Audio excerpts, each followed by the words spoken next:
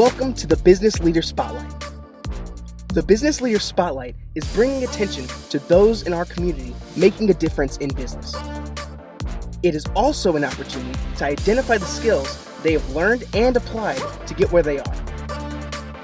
And now, let us go into this week's interview.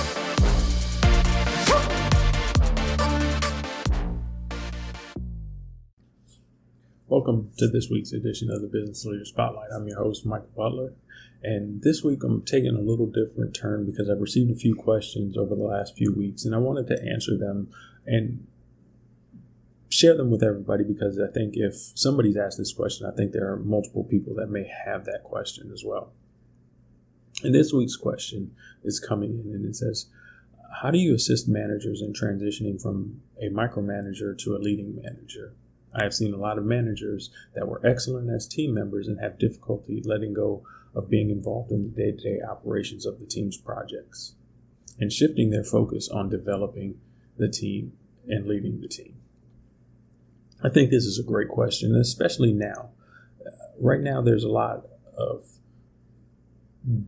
transition in management because now managers are having to lead not only from a distance, but a distance through electronic modes of communication, as well as in some instances, they're no longer having that face-to-face contact, meaning that they won't be coming back into the office. And that's a challenge because the workers have children at home. There's a lot of different challenges that go into being able to manage remotely and be able to even work remotely. So that everybody's being stretched and challenged to think of new ways. And there's always the question of how do we do these things and how do we make sure that we can still meet our goals, meet our objectives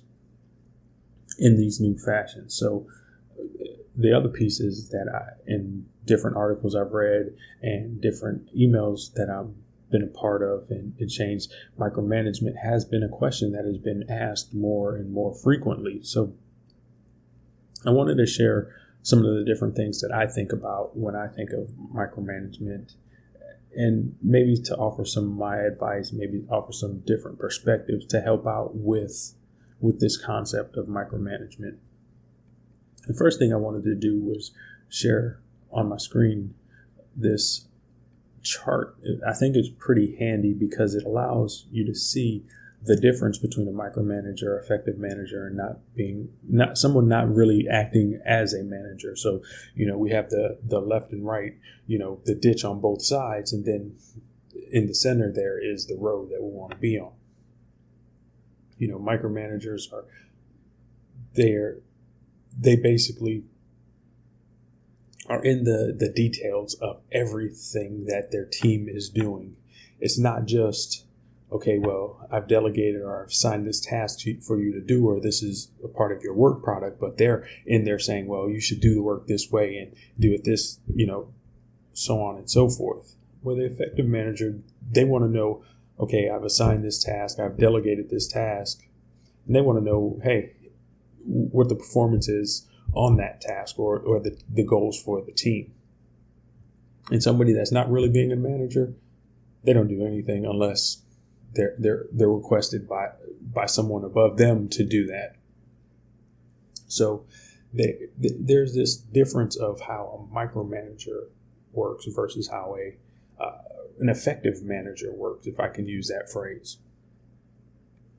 So just that gives a little glimpse into how I'll say the picture of micromanagement versus effective management versus ineffective management, where basically nothing is being done.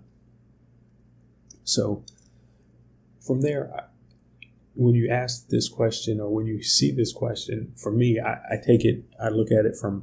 try to look at it from three different perspectives. I try to look at it from the team member's perspective. I look at it from the manager or the peer level manager's perspective, and also a senior management perspective, because all three of these roles have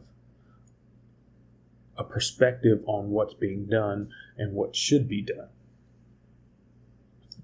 And I don't think there's necessarily one is right, or this one is right and this one is wrong. I think there's perspectives or pieces of the perspective that the team member has that are correct, and there are perspectives that the peer manager or the manager has that are correct, and also the senior manager has perspectives that are correct as well. None of them sees everything completely as a whole. So I wanted to provide my advice, my thoughts on this were to provide just a little bit of advice for someone in the team member role, also advice for peer managers, and possibly even some of those executives and senior managers as well. So my first thoughts for the team member is asking the question. If you think your boss is micromanaging, asking them the question, not asking them the question, are you micromanaging me? No, that's not the question I'm saying. The question I'm saying to ask is, ask them, is there a specific deadline? Is there a specific way that I should be doing this? Is there a specific set of standards that I need to be adhering to in the process of doing this work, whatever it is, whether it's a project, whether it's a specific assignment, a delegation, anything like that, because that will allow you to find out maybe their style is not that they're micromanaging, but maybe they're just looking for certain things to be done, but they hadn't communicated them, where they made the mistake and didn't communicate that, where you can just ask that question. The other piece is asking yourself the question, is the manager's behavior, is they're asking questions about meeting a specific deadline, a specific performance of the work being done, or being done in a specific standard? So was there a deadline given for the specific work you're working on, or where you're seeing this micromanagement? Are they expecting the work to be done in a specific way, process, whatever company defined standard that they're looking to make sure it is being met, and making sure all of those types of things are being done? Because the question of micromanagement, like I said, is multi-layered and multi-perspective, and being able to look at it and see, okay, what are the questions coming from it? Are they not a true, are they or are they not micromanaging? I don't think that gives you the most clear understanding. I think the most clear understanding comes from asking questions of, okay, what are they trying to find out? What information do they need from me? And being able to address that from there. Now, taking it from another perspective as a peer manager, even a manager, because I talk about this as a manager because I'll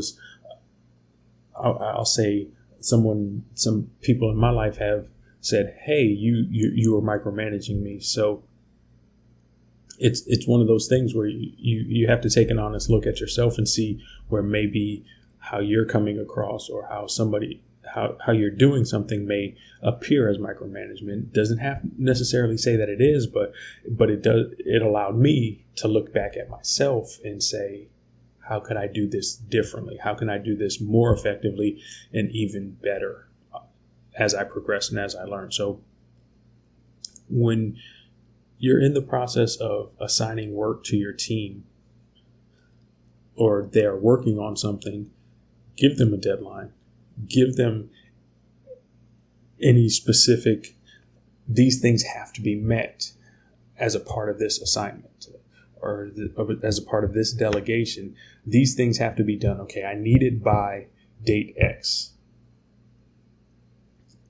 And it has to be done in this fashion, and not in terms of how it's done, but these are the things that need to be done. So if it is a spreadsheet that needs to be created, please create a spreadsheet for the monthly projected forecast or the monthly projected budget numbers for the department, and allow them to go from there. If it doesn't need to have any fancy colors, any cells that light up and dance, if the numbers are positive, if the numbers are negative, it needs to have a sad face. You don't necessarily have to say don't do those types of things, but make sure that they understand what the expectation is when they provide you that spreadsheet by the specific deadline. The other thing that I would say is also, as a manager, even an executive, when you're looking into something of this nature, is asking yourself these questions. If you're working with your team member on something, ask yourself, what should I be doing right now? What should I be doing that I am not doing? What should I be doing that I am not doing? There's always a choice in the work that we do. If I'm doing this right now, that means I am not doing other things. We have to make the choice as to, okay, what is the thing that I need to be doing versus what I am doing, or do the two align? That is always a challenge because certain things provide certain values, and we want to make sure we focus in on those high value items. Another question that you can ask yourself is what am I missing because my focus is on this item? If I'm over here focusing on this and another team member needs help and they're trying to get my attention, but all my focus is right here, can I help that team member? Should I be helping that team member, or should I continue my focus over here? These are just questions to get you to think about the different things that are going on, or bring to light some of those different things that are going on.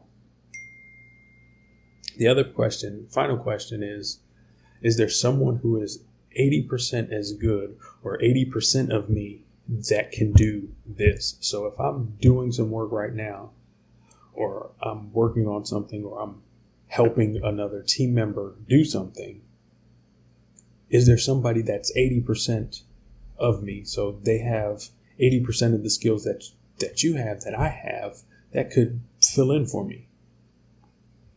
If the answer is yes, then get them to do it. Maybe you work with them to get them to do it, but get them involved in the process so you can readjust, refocus your attention on those other items that need to be focused on. If the answer is no, that one tells us then there's more development that needs to be done on the team. Now, I understand in very highly specialized environments, delegation isn't always the first on the list.